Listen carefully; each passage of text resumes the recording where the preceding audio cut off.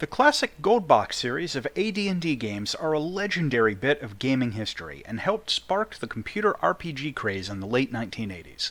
Let's have a look.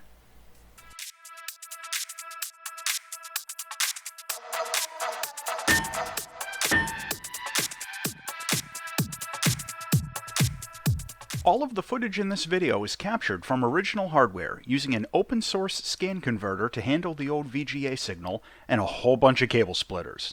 No dosbox or emulation here.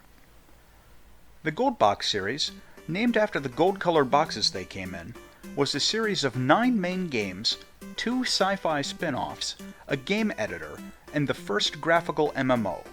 Except for the Buck Rogers spin-offs, which I'm not going to be going into, these were all based off of the Advanced Dungeons & Dragons tabletop game rules, and represent the first time that a tabletop RPG was adapted for computer gaming. The first game in the series, Pool of Radiance, was released in 1988 for a variety of platforms, including MS-DOS, the Apple Mac, Amiga, the Atari ST, Commodore 64, the NES, and even the Apple II. Seriously. At their core, these games have a couple of different basic modes of play.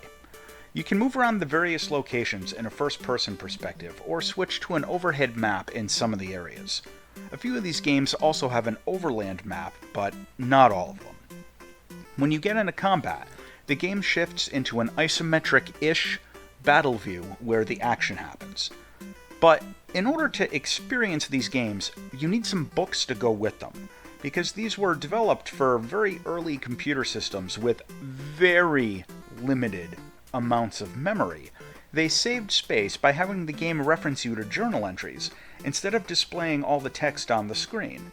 The first few of these games could be run entirely off of floppy disks, so they really had to save the space. This also served as a basic early form of copy protection. Now, it's entirely possible to play these games without the journals, you just won't really know what's going on with the story. So, if you want to experience the plots, get the journals.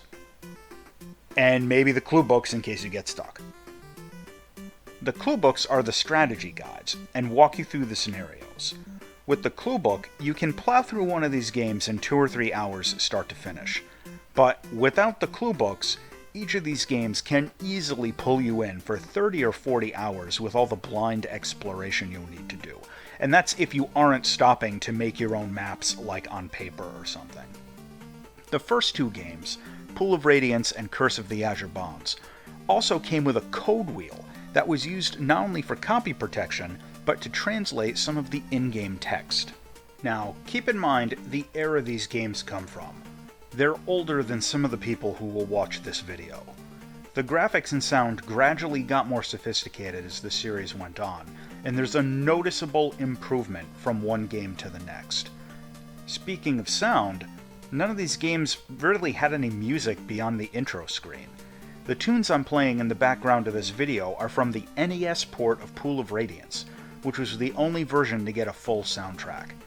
The DOS games only had PC speaker audio, which dramatically limited the sound quality, though the last couple of games supported MIDI playback for a few short jingles here and there, but that was really it.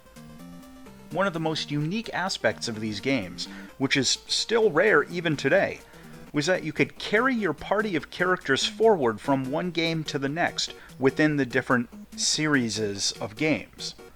The later games could read the save files of the game before it and import your crew for the next adventure. You could also directly edit your character stats. The idea was that you could make computer versions of your favorite tabletop characters, but really everyone just used it to cheat in some better stats. I'm playing these games here on my restored Pentium 1 PC, but luckily these games were saved from the dustbin of history by Good Old Games, GOG.com. I'm going to link an article in the description that talks about the crazy mess they had to go through to get the rights to republish these classics, and it's well worth the read. The GOG versions use dosbox to run these on modern hardware, and they come with PDF copies of all the books, so you don't need the hard copies anymore. They also made a little app out of the translation wheel, so that's good. If you do want the hard copies, they can be kind of expensive, going for $10 to $20 each on eBay. So unless you're a collector, the GOG versions with the PDF copies are the way to go. They're cheap too, and you can get the entire series for less than the cost of one modern game. If you were to get eBay copies of the, like original floppies or the CD-ROM collections that contain all these games, it can get kind of expensive. They've turned into collector's items over the years, and most of the people selling them on eBay know what they have, and they're not particularly cheap. I was lucky that I still have most of my old original copies from back in the day. There was also a game editor called Forgotten Realms Unlimited Adventures that was released in 1993, more commonly known as Frua. This was a GUI toolkit to make your own games using the Goldbox engine. You could edit the stats on everything, make maps, script events, and so on. For the time, this was by far the most powerful game creation kit that you could get that didn't require any coding skills to use. And even to this day, there's an active community that develops games with Frua. You could even import your own artwork into the game, but if you try to do this now, be aware that the formats it can import are kind of obscure these days, and it might be a little difficult to produce. Like the others, Frua is available from GOG. The Goldbox series also gave us the first graphical MMORPG called Neverwinter Nights back in 1991. You could dial into AOL on a modem to play an online multiplayer RPG using a modified version of the Goldbox engine. Unfortunately, it's impossible to run this anymore, so I can't show any footage from it, but some avid fans have recreated the content using Frua, so if you're interested, that's something you can find with a little Googling.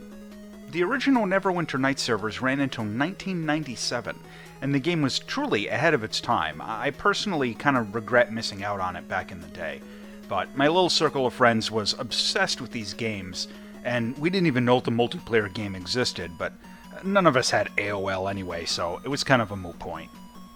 Wrapping things up, the Goldbox series games really are classics, and even though the gameplay and interface is very dated by modern standards, they can be a fun diversion for us old farts, and for younger gamers it might be interesting to take a look at the early days of, computer RPGs and check out some of these entries that really started the whole craze to begin with.